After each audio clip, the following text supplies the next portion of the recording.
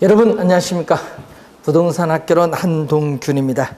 자, 여러분 교재 144쪽이 되겠습니다. 자, 상권 분석 모형인데 이 상권에 대한 그러한 개념이 나오고 있죠. 자, 상권의 개념을 보시면은 우리가 관련해서 이 고객이 존재하는 지역을 상권이라고 하죠. 상권. 그래서 상권은 또 배후지, 우리 사용하는 용어이기 때문에 배후지, 상권은 우리가 배후지라고 하고 또는 고객이 존재하는 지역이라고 합니다. 자, 고객이 존재하는 지역 또는 고객이 우리가 정주하는 장소인데 점포, 우리 상업용 점포의 매출이 발생하는 우리가 공간이죠.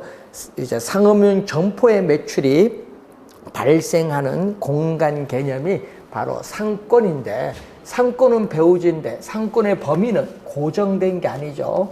여러분 전철 노선이 연장되면 상권의 범위도 확대되죠.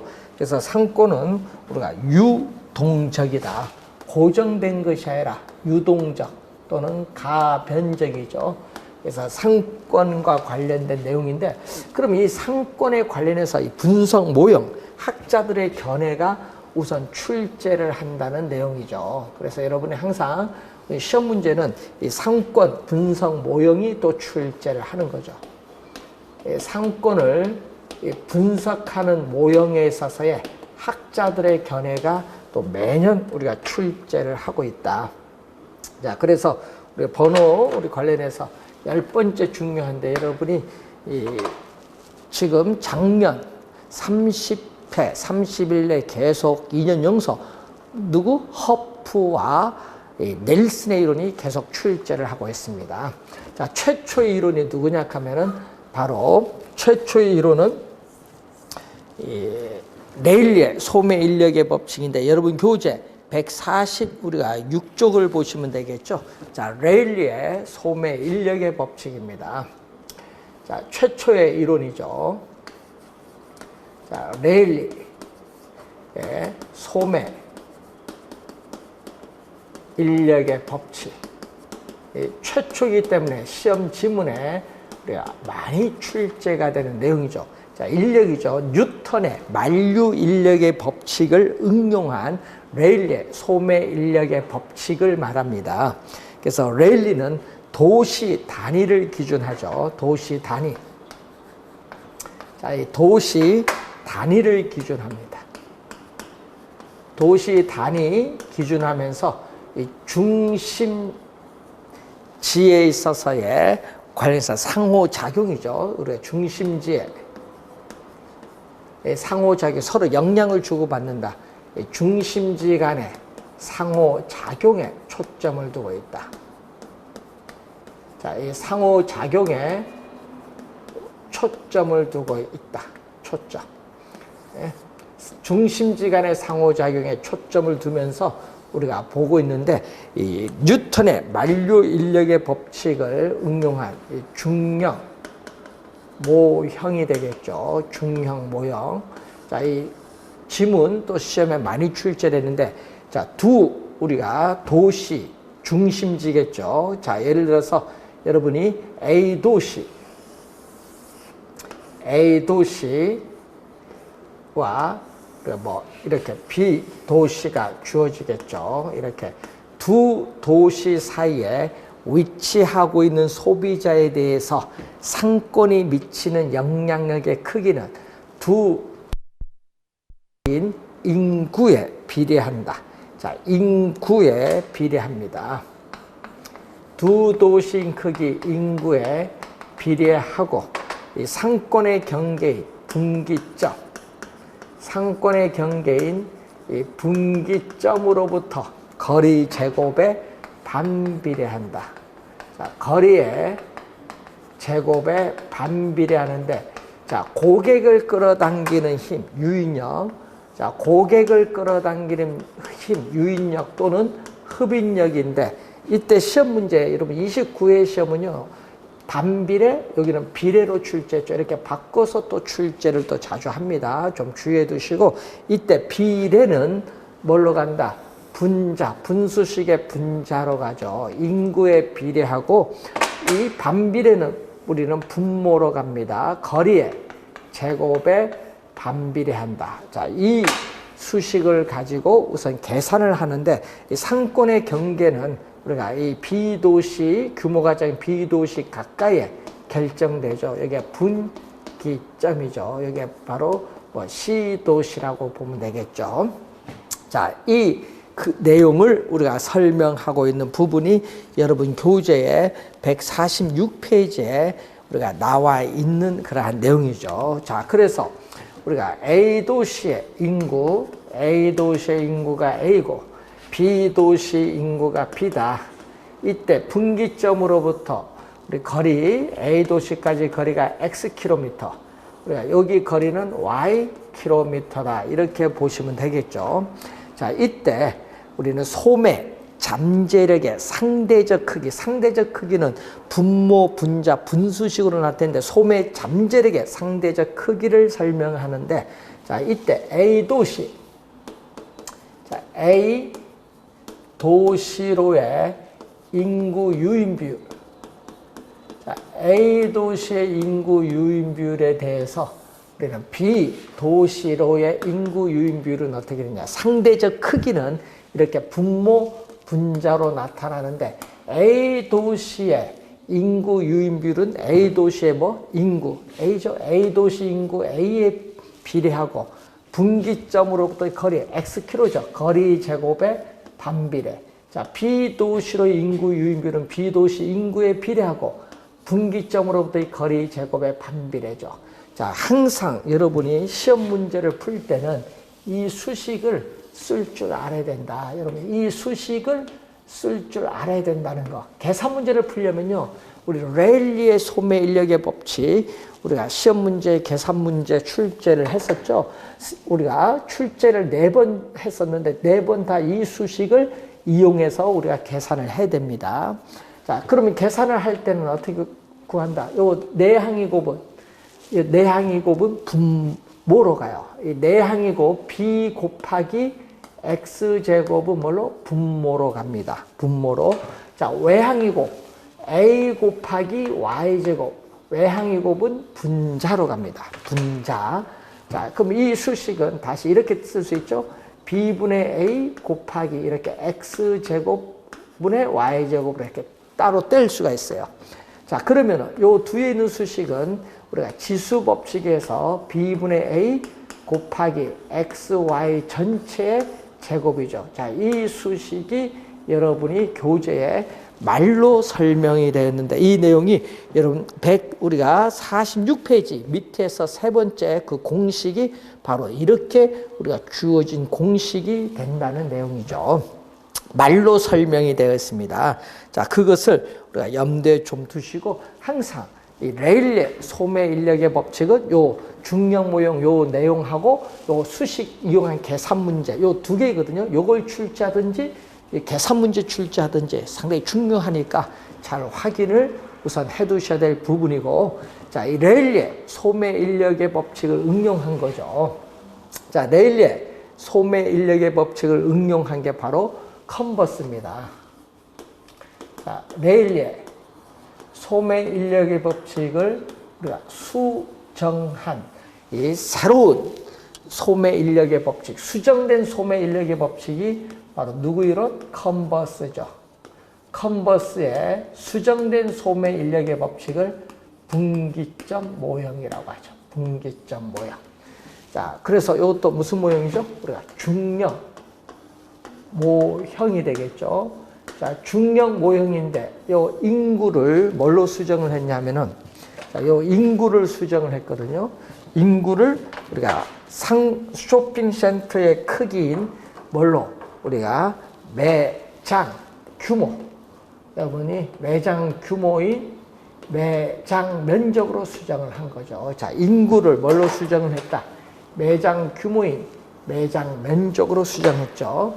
그래서 매장 면적의 비례.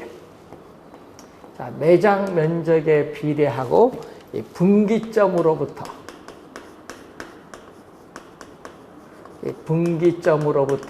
거리 제곱에 반비례합니다.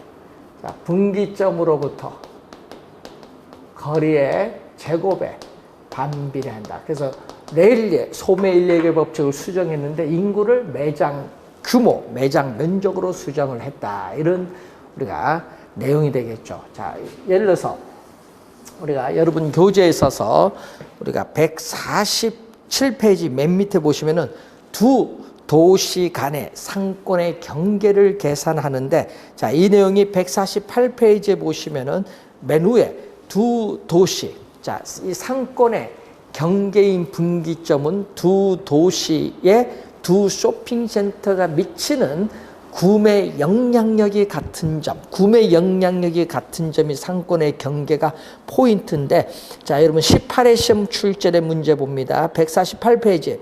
어떤 도시에 쇼핑센터 A, B가 있는데 두 쇼핑센터 간의 거리는 얼마다? 우리가 8km다. 자, A 쇼핑센터, B 쇼핑센터가 있죠. 자, 148페이지 18회 시험에 출제가 된 예죠. 자, 18회 시험에 출제된 계산 문제인데, 자, 이렇게 주어져 있습니다. 자, 이렇게 주어져 있는데, 자, 우선은 A 쇼핑센터의 매장 면적은 1000제곱미터가 주어졌고, B 쇼핑센터의 매장 면적은 9000이 주어졌습니다. 자, 이때 두 쇼핑센터 간의 거리는 8km인데, 이 상권의 경계인 이 분기점, 상권의 경계인 분기점은 A 도시로부터 몇 킬로냐?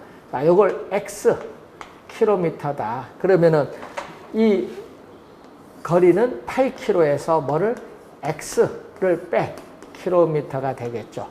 자, 이때 우리가 구하는 방법은 우리가 얘기죠. A 두 도시의 쇼핑센터 간의 구매력이 같잖아요. 그러면은 A 쇼핑센터의 구매력은 얼마냐? 자, 뭐 매장 면적에 비례. 자, 매장 면적 1000제곱미터에 비례하고 분기점으로부터 거리 X죠. 거리 제곱에 반비례. 이것은 A 쇼핑센터의 구매 영향력. 자, 이거는 A 쇼핑센터의 구매 영향력이고, 자, B 쇼핑센터는 매장 면적 9000에 우리가 비례하고, 그리고 8-X 분기점으로부터 거리 제곱에 반비례하죠. 이것은 B 쇼핑센터의 구매 영향력. 자, A 쇼핑센터의 구매 영향력과 B 쇼핑센터의 구매 영향력이 서로 같은 점이 우리가 상권의 경계인 분기점이다.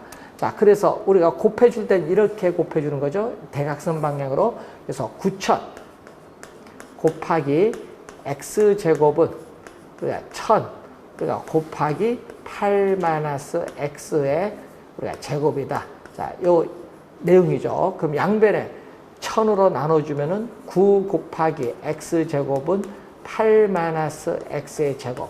요 2차 방정식을 풀면 돼. X는 거리니까 양수죠. 그래서 2차 방정식을 풀면은 9X제곱, 8-X를 두 번 곱한 거죠. 64-16X 플러스 X제곱인데 이걸 풀면 됩니다. X는 0보다 큰데, 자, 이렇게 푸는 방식이 하나 있고, 또 여러분 교재처럼 공식이 바로 나오죠. 요 A 쇼핑센터부터의 거리는 1 플러스 최종 그 공식을 보면 A로부터 할 때는 분모는 A입니다. A 1000제곱미터. 그리고 분자는 B입니다. B 9000제곱미터고, 여기는 AB 두 쇼핑센터 간의 거리인 8km입니다. 여러분, 공식이 우리가 148페이지 위에 공식이 나와 있죠. 그걸 이용을 하면은, 자, 여러분이 요게 누뚜9는 얼마죠? 누뚜9. 누뚜9는 우리가 3의 제곱이고, 이때 이 제곱과 누뚜가 없어져서 3이가 돼요. 그래서 1 플러스 얼마죠? 3이다. 3. 1 플러스 3분의 8km고 1 플러스 3은 4죠. 그래서 구하고자 하는 것은 몇 킬로? 2km가 된다는 내용이죠. 그래서 이 X킬로미터는 2km가 된다는 내용이죠. 자, 이 분기점 모형, 또 계산 문제 하나의 예를 들어봤는데, 내일의 소매 인력의 법칙을 수정한 이론이다. 그래서 수정된 소매 인력의 법칙을 우리가 분기점 모형인데 이 중력 모형에서 인구를 매장 면적으로 수정했다는 걸 염두에 두시면 되겠습니다. 자, 1962년에 나오는 허프가 나오죠. 자, 우리는 허프. 자, 허프가 지금 28에는 계산 문제, 29, 30, 31 우리가 계속 출제하죠. 4년 연속 출제를 하고 있는 용어가 허프입니다.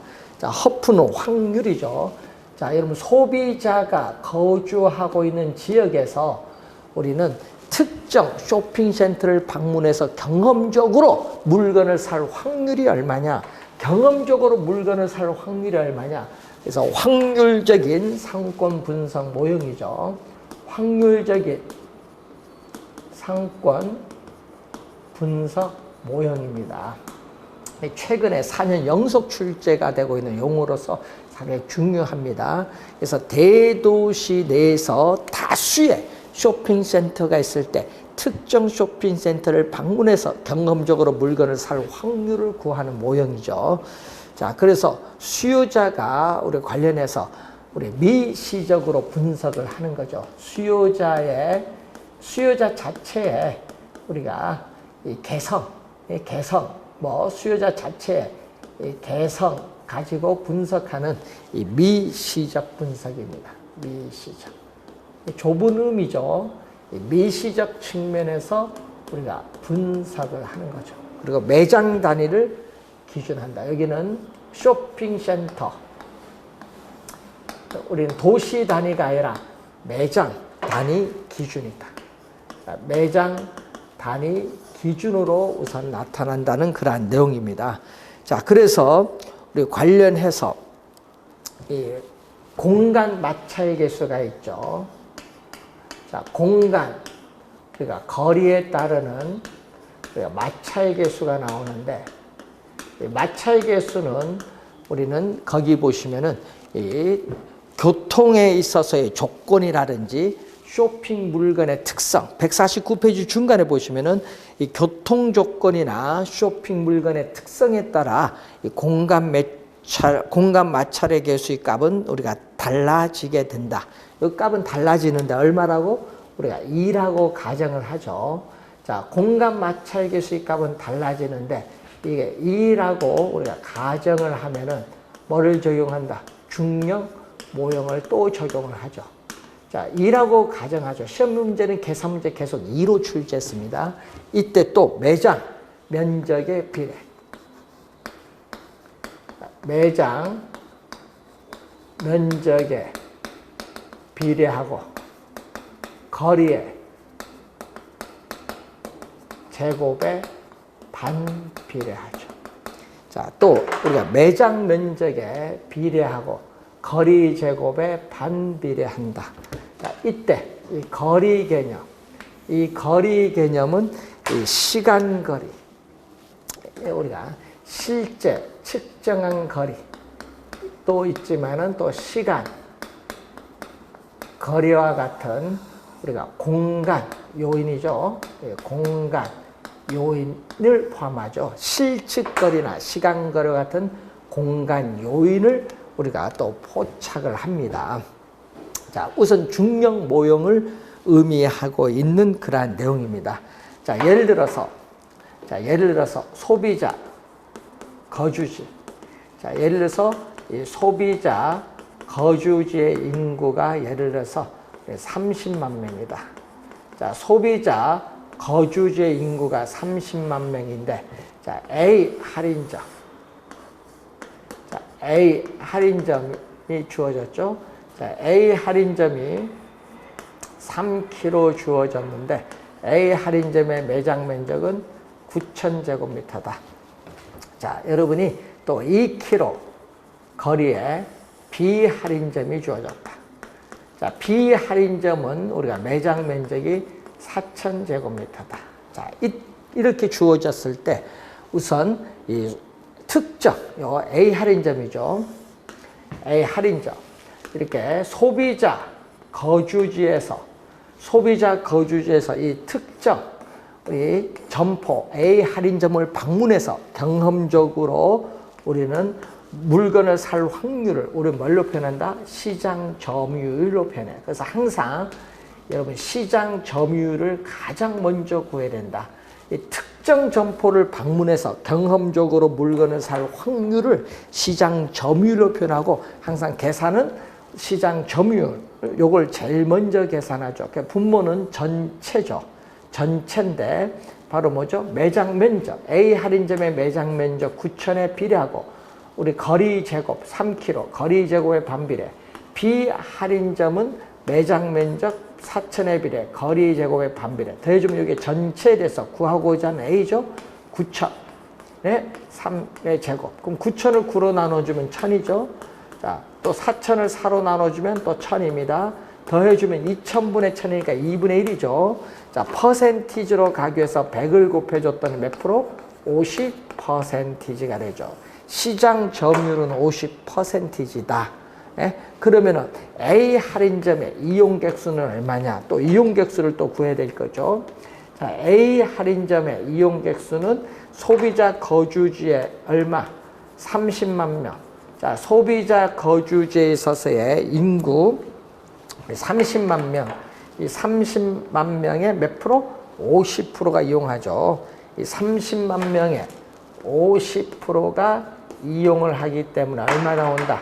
15만 명이 구하고자 하는 이용객 수. 그래서 항상 시장 점유율을 먼저 구하고 그 다음에 두 번째는 이용객 수를 구한다. 꼭 기억해야 됩니다. 시장 점유율을 가장 먼저 허프 계산 문제는 시장 먼저 하나 구해야 됩니다. 그래서 여러분 28회 시험 계산 문제 출제했었죠. 그리고 25회 시험 출제를 했었죠. 또 23회, 20회 시험 출제했죠. 계산 문제가 계속 우리가 출제를 합니다. 그래서 이 계산 문제에 관련해서 시험 문제에 우리가 20회 시험, 23회 시험, 25회 시험, 28회 시험 그리고 관련해서 이렇게 계속 출제를 우리가 하고 있는 부분이죠. 계산 문제. 잘 확인을 해 두셔야 되는 내용입니다. 계산 문제는 계속 우리가 출제를 하고 있는 부분. 또 우리가 15회 시험, 또 16회 시험, 계산 문제 출제를 또 하니까 이렇게 많이 출제를 하는 부분이 허프의 이론이다. 이렇게 보시고요. 자, 교통 공간 마찰 개수는 교통 조건이나 이 쇼핑 물건의 특성에 따라 다르는데 이 교통 조건이 나쁠수록 공간 거리에 대한 마찰이 우리가 안 좋아져요. 그래서 공간 마찰 개수의 값은 커지게 되고 또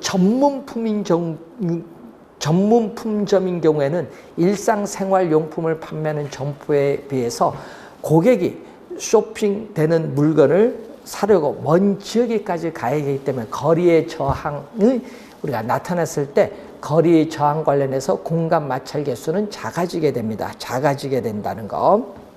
그래서 여러분이 그 내용이 여러분 교재에 우리가 149페이지에 나와 있는 내용이죠.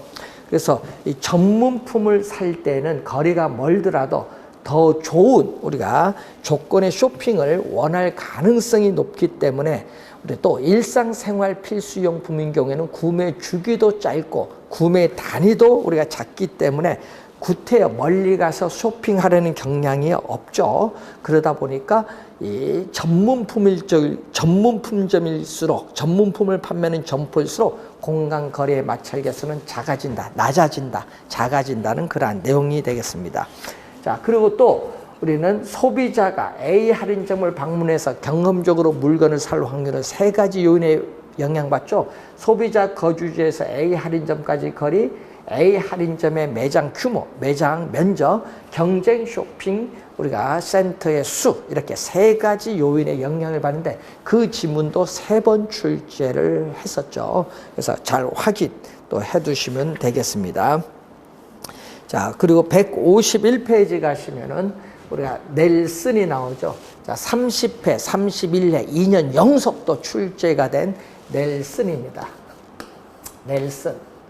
자, 넬슨의 소매 입지 이론이죠. 넬슨의 소매 입지 이론인데 넬슨은 점포의 경영 주체가 어느 장소 지점에 점포를 입지시켜야 그 점포로부터 최대의 매출고를 올릴 수 있느냐, 점포 입지 원칙 8가지를 제시합니다. 자, 점포 입지 원칙 8가지를 제시를 하는데, 이 8가지 중에서도 우리가 넬슨은 양립성을 강조한다.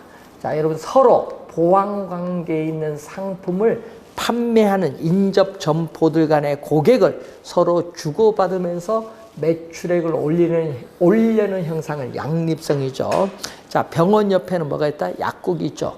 예? 이게 양립성이에요. 양립성을 우리가 강조를 하죠. 양립성을 강조한다는 그런 내용이죠. 30회, 31회 2년 연속 출제가 된 용어, 개념을 출제했었죠. 자, 넬슨에 관련된 내용을 우선 보고 151페이지 보시면은 이 크리스탈레 중심지 이론이죠. 자, 크리스탈러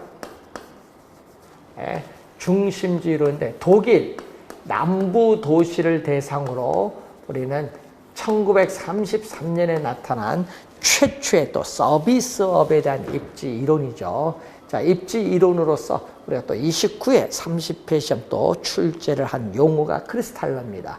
자, 크리스탈러의 중심지 이론은 중심지가 형성되는 과정에 또 초점을 주죠. 자, 중심지가 형성되는 과정, 중심지가 형성되는 과정에 우리가 초점을 두면서 우리는 수요자가 어느 지역에까지 분포되느냐, 수요자가 분포되는 이 지역을 분석하기 때문에 이것은 거시적 측면에서의 분석을 말하죠. 거시적, 넓은 의미의 분석이다. 그래서 크리스탈러의 이론은 이 재화의 도달 범위.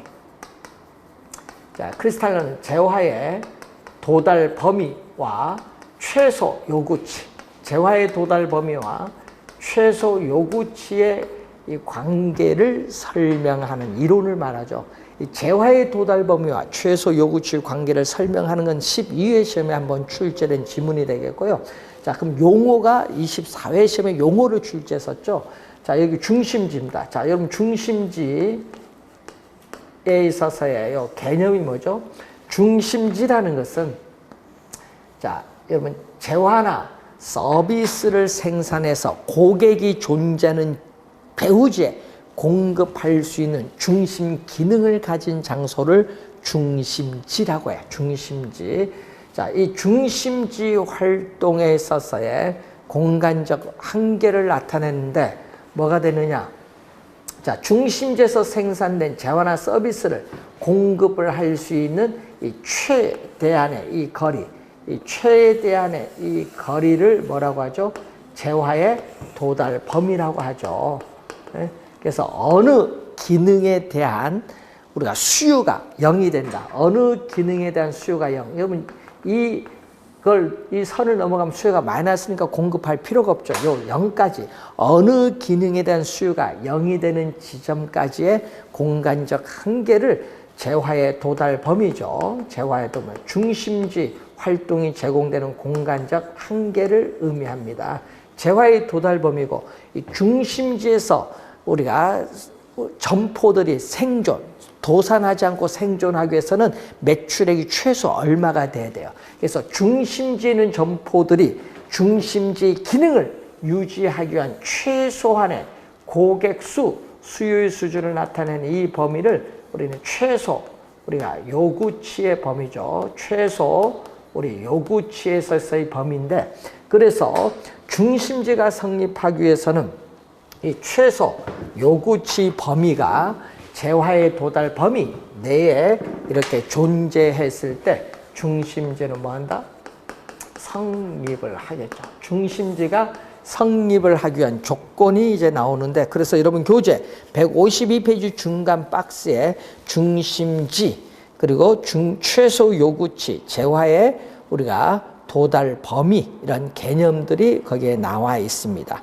자, 그 그림 밑에 보시면은 이 배우지 상권의 형태를 보면 중심지가 하나, 단일 중심지일 경우는 원형의 형태를 띠지만 다수의 중심지가 분포되는 경우에는 우리가 정육각형의 형태를 띠고 있다. 그래서 크리스탈러 이론은 다수의 중심지가 분포되어 있다고 보기 때문에 정육각형이 이상적인 그러한 배후지의 모양이 되겠죠.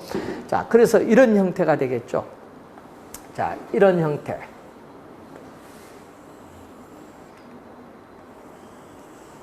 자, 여기 중심지인데 중심지에서 생산된 재화나 서비스가 이렇게 공급을 하겠죠. 중심지에서 생산된 재화나 서비스가 이렇게 공급하면요, 이게 공급이 안 되는 이 지역이 있어요. 자, 이 지역이 재화나 서비스가 미도달되는 지역이 발생하죠. 이게 배후지가 밖에서 이렇게 외접을 하죠. 이 배후지가 외접을 하고 있는 형태예요.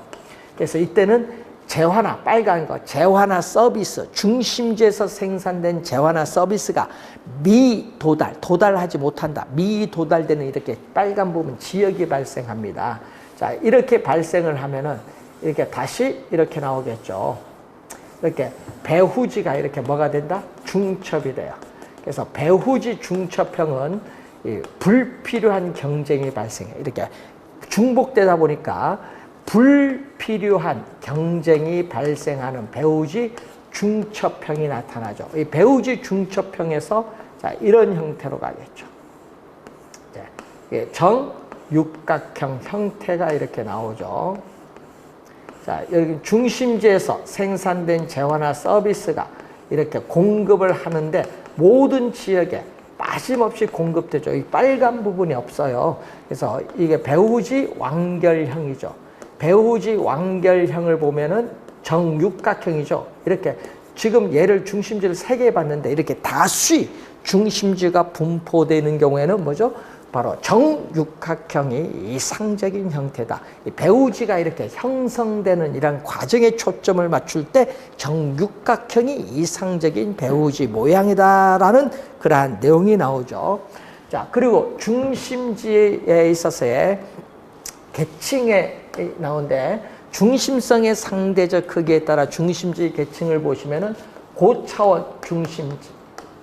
자, 여러분이 중심지 기능이 먼 지역에까지 영향을 미치는 고차원 중심지, 예를 들면 백화점, 할인점을 들어볼 수 있고, 저차원 중심지 하면 뭐죠?